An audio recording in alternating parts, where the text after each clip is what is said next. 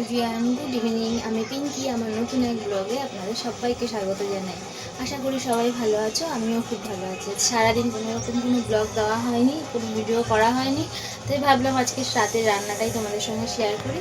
চলো দেখাই আজ আমি কি রান্না করব। আজ আমরা রাতে রান্না করব এই যে সবজি রুটি। এখানে সব রকম সবজি মেশানো আছে, শিম, গাজর, বিনস, বেগুন, আলু, ফুলকপি, টমেটো সব দিয়ে সবজির একটা সব পাঁচমিশালি তরকারি করব। আর রাতে হবে রুটি। তো ফোড়ন দেওয়ার জন্য এখানে 5 ফোড়ন শুকনো লঙ্কা নিয়েছি, তেজপাতা নিয়েছি। কড়াতে তেল দিয়ে নিয়েছি। তেলটা বেশ ভালোই গরম হয়ে গেছে। আমি এর মধ্যে তেজপাতা, 5 ফোড়ন শুকনো লঙ্কা সব দিয়ে দিলাম। এবারে এর মধ্যে সমস্ত সবজিগুলো একসঙ্গেই আমি দিয়ে দিচ্ছি, আলাদা আলাদা করে কিছু ভাজছি না।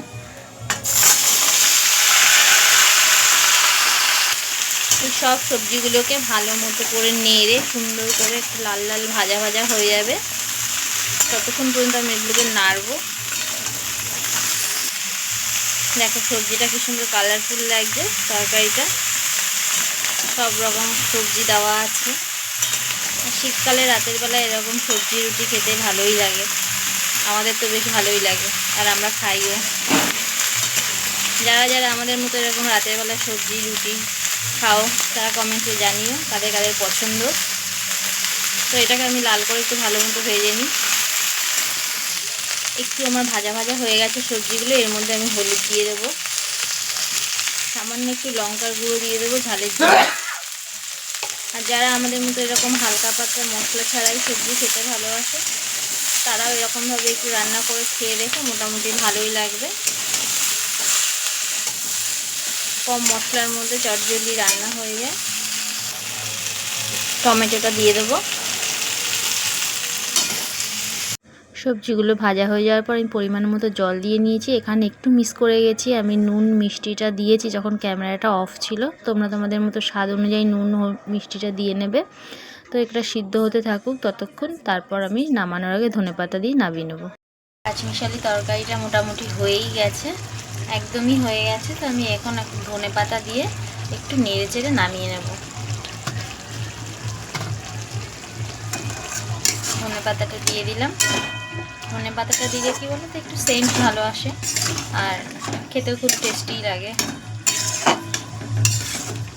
এই যে হয়ে গেল আজ আমার পাঁচমিশালি সবজি। গ্যাসের ফ্লেম বন্ধ করে দিলাম। আর এইদিকে আমার রুটি হচ্ছে চাটুতে।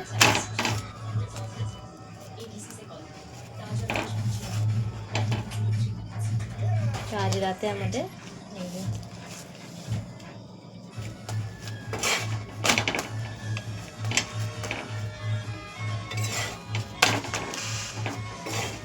রুটিও হয়ে গেল।